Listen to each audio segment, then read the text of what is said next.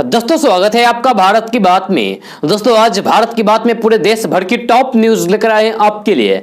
दोस्तों video start करने से पहले आपसे एक रिक्वेस्ट है, अगर आप नए आए इस चैनल पर तो फिर इस चैनल को सब्सक्राइब करके बेल आइकन को भी प्रेस कर दीजिए और साथ में वीडियो को लाइक कीजिए, अपने दोस्तों के साथ शेयर भी कीजिए। तो चलिए दोस्तों स्टार्ट करते हैं आज की भारत की बात में पूरे देश भर की टॉप न्यूज। दोस्तों जहां एक तरफ देश में कोरोना संक्रमण महामारी ने रौद्र रूप धारण कर रखा है, तो वहीं दूसरी तरफ पेट्रोल और डीजल के दाम लगातार आसमान छू रहे हैं। इस संकट की घड़ी के बीच पेट्रोल और डीजल की कीमतें एक हफ्ते में बढ़ोतरी के साथ ही बुधवार को रिकॉर्ड स्तर पर पहुंच गई है, जिसके बाद मध्य प्रदेश के भोपाल में पेट्रोल की कीमत 100 रुपए प्रति लीटर के पार पहुंच गई है। जी हां, मध्य प्रदेश की राजधानी भोपाल में आज पेट्रोल की कीमत 100 रुपए 8 पैसे प्रति लीटर और डीजल की कीमत 90 रुपए प्रति लीटर की दर पर बिक रहा है। दोस्तों देश में कोरोना की दूसरी लहर कहर बरपा रही है। राज्य सरकारें चेन तोड़ने के लिए लॉकडाउन में विस्तार कर रही है। लोगों से कहा जा रहा है कि खुद को सुरक्षित रखने के लिए ज्यादा से ज्यादा घर पर रहें। इस बीच भारत की सबसे बड़ी मुस्लिम संस्था all India Muslim personal law board ने भी महामारी को देखते हुए अपील जारी की है। यह बोर्ड ने कहा है कि जिंदगी और सेहत की सुरक्षा करना इस्लामी अमल है। संक्रामक बीमारी के फैलाव को देखते हुए हिफाजती उपाय का पालन करना भी जरूरी है। यह मोहम्मद साहब के हवाले से बोर्ड ने बताया कि जहां कहीं भी संक्रामक बीमारी फूट पड़े वहां के लोग दूसरी जगह पर ना जाएं और दूसरी जगहों के लोग वहां जाने से परहेज करें। इस सिलसिले में सभी मुस्लिमों से चंद हिदायतों के पालन करने की अपील की गई है। जी हां, ईद के मौके पर मुस्लिम पर्सनल लॉ बोर्ड की मुसलमानों से खास अपील की गई है कि ईद के अवसर से दुकानों पर भीड़ ना लगाएं, बल्कि सादगी के साथ त्योहार मनाने की कोशिश करें। ईद की नमाज में भी भीड़ भाड़ से सावधानी बरती जाए और कोशिश करें कि कम लोगों की जमात बने। ईद की नमाज में 2 कतारों के बीच एक कतार का और 2 नमाजियों के बीच 1 मीटर की दूरी रखें। कोरोना के खिलाफ सुरक्षात्मक उपायों में एक मास्क लगाना भी शामिल है, इसीलिए उसका पालन करें। त्योहार की बधाई देने के लिए गले मिलना, हाथ मिलाने से परहेज किया जाए, यह बल्कि जबान से दी जाए। यह राज्य सरकारों की तरफ से जारी कोरोना प्रोटोकॉल और फिर गाइडलाइंस की पाबंदी जरूर करें।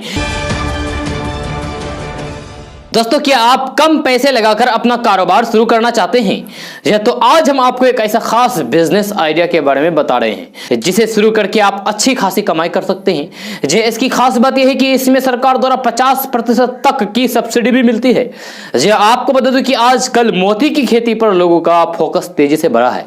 जी इसकी खेती करके कई लोग लखपति बन चुके हैं। तो आइए जानते हैं इस कारोबार को कैसे शुरू किया जा सकता है। तो मोती की खेती के लिए एक तालाब, सीप यानी कि जिससे मोती तैयार होता है, जी हां, और ट्रेनिंग, इन तीनों चीजों की जरूरत होती है।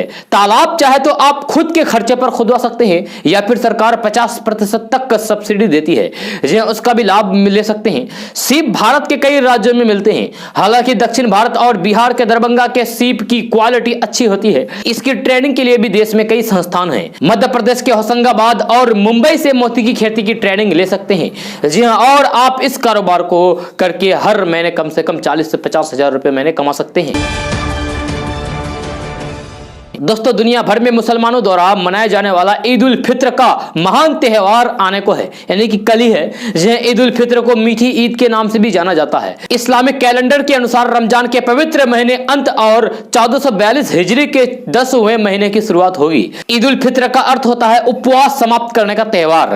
दुनिया भर के मुसलमान ईद के त्योहार को चिन्हित करने के लिए शव्वाल के पहले दिन सुबह विशेष प्रार्थना करते हैं। मुस्लिम मान्यताओं के अनुसार रमजान का महीना चांद कैलेंडर का सबसे पवित्र महीना होता है, जिसके दौरान पैगंबर मोहम्मद की पवित्र पुस्तक कुरान का खुलासा हुआ था, यानी कि कुरान नाजिल हुआ था। इसीलिए ईद रमजान के समय प्रार्थना और उपवास करने वालों के लिए अल्लाह की ओर से एक इनाम है। जिन परंपराओं के अनुसार ईद उल फित्र शव्वाल के पहले दिन होता है। यह रमजान इस साल 13 अप्रैल से शुरू हुआ है, इसीलिए इस बार ईद 14 मई को मनाई जाएगी, यानी कि कल ईद की नमाज पढ़ी जाएगी। हालांकि रमजान महीने का अंत और ईद उल फित्र की सही तारीख चांद के देखे जाने पर निर्भर करती है। भारत सहित अधिकांश देशों में मौलवियों की एक उच्च स्तरीय समिति है जो मीठी ईद का दिन तय करती है। भारत में चांद का दर्शन रुयत हिलाल समिति द्वारा घोषित किया जाता है। यह ईद मनाने का समय और तारीख देश से लेकर विदेश तक पर निर्भर करती है। कई देश ईद को उसी तारीख को मनाते हैं जिस दिन सऊदी अरब में मनाया जाता है। दोस्तों, पश्चिम बंगाल विधानसभा चुनाव में बीजेपी ने जीत हासिल करने के लक्ष्य से सांसदों और मंत्रियों को उम्मीदवार बनाया था।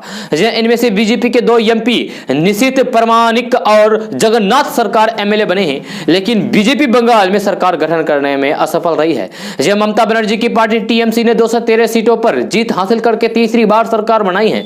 पिछले कई दिनों से यह चर्चा चल रहा था कि विधानसभा चुनाव में बीजेपी के नवनिर्वाचित सांसद क्या विधायक पद बरकरार रखेंगे या फिर इस्तीफा देंगे। अब लगभग यह तय हो गया है कि ये दोनों ही एमपी विधायक पद छोड़ रहे हैं। यह जल्द ही विधायक पद से इस्तीफा देंगे। बीजेपी की केंद्रीय नेतृत्व ने चर्चा के दौरान ये निर्णय लिया है।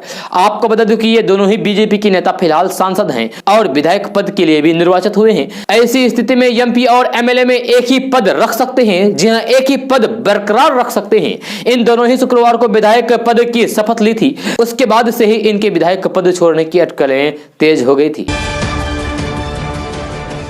दोस्तों, देश में कोरोना की दूसरी लहर व्यापक रूप से फैली हुई है। इस दौरान कुछ दिन पहले ही कोरोना के 4 लाख दैनिक मामले सामने आए हैं। हालांकि 3 दिनों से मामलों में गिरावट है।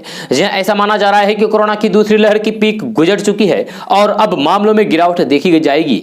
हालांकि इस बीच एक सवाल सभी के मन में पैदा होता है कि महामारी की दूसरी लहर के तहत युवाओं में संक्रमण ज्यादा क्यों फैल रहा है। इस सवाल का जवाब देते हुए आईसीएमआर के महानिदेशक डॉक्टर बलराम भार्गव का कहना है कि युवाओं में ज्यादातर संक्रमण दर होने के पीछे 2 मुख्य कारण हो सकते हैं। उन्होंने कहा है कि कोरोना के नए वेरिएंट से युवा ज्यादातर प्रभावित हो रहे हैं। ऐसा इसलिए क्योंकि वे अचानक बाहर निकले और उस दौरान संक्रमण देश में मौजूद था, जिस वजह से वो संक्रमित हुए। दोस्तों, नेपाल के प्रधानमंत्री केपी शर्मा ओली की सरकार के विश्वास मत हासिल नहीं कर पाने के बाद अगली सरकार की गठन की कोशिश शुरू हो गई है। नेपाल की मुख्य विपक्षी पार्टी नेपाली कांग्रेस पार्टी में अगली सरकार बनाने का दावा पेश करेगी। नेपाल की राष्ट्रपति विदा देवी भंडारी ने नई सरकार बनाने के लिए 3 दिन का वक्त दिया है। राष्ट्रपति ने बहुमत साबित करने के लिए विभिन्न दलों को बृहस्पतिवार तक का वक्त दिया है। इस बीच सियासी दलों के बीच सरकार गठन के प्रयास तेज हो गए हैं। नेपाल में नई सरकार बनाने का निर्णय नेपाली कांग्रेस के पदाधिकारियों के मंगलवार को मिलने के बाद लिया गया। दोस्तों, प्रधानमंत्री नरेंद्र मोदी ग्रुप ऑफ 7 यानी कि G7 देशों के शिखर सम्मेलन में हिस्सा लेने अगले महीने ब्रिटेन के दौरे पर नहीं जाएंगे। विदेश मंत्रालय ने बताया कि कोरोना की स्थिति को देखते हुए यह फैसला लिया गया है। G7 देशों की यह बैठक 11 से 13 जून के बीच कोरोनावाल में आयोजित होने वाली है। विदेश मंत्रालय के प्रवक्ता ने कहा है कि G7 शिखर सम्मेलन में बतौर विशेष अतिथि प्रधानमंत्री नरेंद्र मोदी को आमंत्रित करने के लिए ब्रिटेन के प्रधानमंत्री बोरिस जॉनसन का आभार जताते हैं, लेकिन कोरोना की मौजूदा स्थिति को देखते हुए यह फैसला हुआ है कि वे इस सम्मेलन में खुद उपस्थित नहीं रहेंगे। दोस्तों, देश में कोरोना महामारी के बीच मोदी सरकार लोगों की सहायता के लिए युद्ध स्तर पर लगी हुई है। यह महामारी और लॉकडाउन के बीच सरकार गरीबों को फ्री में अनाज उपलब्ध करा रही है। प्रधानमंत्री गरीब कल्याण अन्न योजना के तहत 10 दिनों के अंदर 12 राज्यों और केंद्र शासित प्रदेशों में अनाज उपलब्ध कराया गया है। योजना के शुरुआती 10 दिनों में 2 करोड़ से अधिक लाभार्थियों को 1 लाख टन से अधिक अनाज वितरित किया जा चुका है। खाद्य और सार्वजनिक वितरण विभाग के सचिव सुधांशु पांडे ने बताया कि प्रधानमंत्री गरीब कल्याण योजना और one nation one ration card योजना के तहत महामारी के बीच गरीबों को अनाज उपलब्ध कराया जा रहा है। सचिव ने कहा है कि विभाग ने प्रधानमंत्री गरीब कल्याण अन्न योजना को 2 महीनों के लिए लागू कर दिया है। इस योजना के तहत प्रति माह 5 किलोग्राम प्रति व्यक्ति के मान से अतिरिक्त खाद्यान्न यानी कि चावल गेहूं का एक अतिरिक्त कोटा प्रदान किया जा रहा है। दोस्तों, बिहार के गया जिला में कोरोना संक्रमण बड़ी तेजी के साथ पांव पसार रहा है। रोजाना सैकड़ों नए मरीज सामने आ रहे हैं, जिन लोगों की जान जा रही है। गंभीर मरीजों के लिए निजी और सरकारी अस्पताल में व्यवस्था है, लेकिन जो लोग होम आइसोलेशन में हैं, उन्हें काफी परेशानी हो रही है। क्योंकि कोरोना मरीजों की हालात बिगड़ने पर उन्हें ऑक्सीजन की जरूरत पड़ती है, लेकिन सरकारी प्रक्रिया के तहत ऑक्सीजन लेना काफी मुश्किल है। यह प्रक्रिया लंबी होने की वजह से लोगों को दिक्कतों का सामना करना पड़ रहा है। इन्हीं बातों को ध्यान में रखते हुए अब 10 देश के लोग भारत की मदद के लिए सामने आए हैं। बोध गया कि एक निजी संस्था से जुड़े France, Germany, Canada, Australia, Vietnam, USA सहित 10 देशों के लोगों ने कोरोना मरीजों को ऑक्सीजन मुहैया कराने का जिम्मा उठाया है। अभी फिलहाल 50 ऑक्सीजन सिलेंडर मंगवाए गए हैं, जिसका खर्च विदेशी बौद्ध धर्मावलंबी उठा रहे हैं।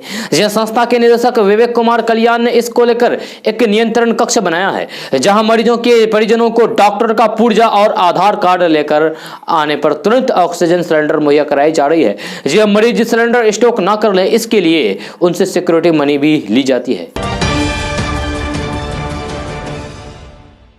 दोस्तों आज का न्यूज़ बस यहीं तक। कैसा लगा जरूर अपना सुझाव दीजिएगा नीचे कमेंट बॉक्स में कमेंट करके। अगर आप नए आए इस चैनल पर तो फिर चैनल को सब्सक्राइब करके बेल आइकन को भी प्रेस कर दीजिए और साथ में वीडियो को लाइक कर दीजिए, अपने दोस्तों के साथ शेयर भी कीजिए। तो चलिए दोस्तों फिर मिलते हैं अगले वीडियो में। जय हिंद।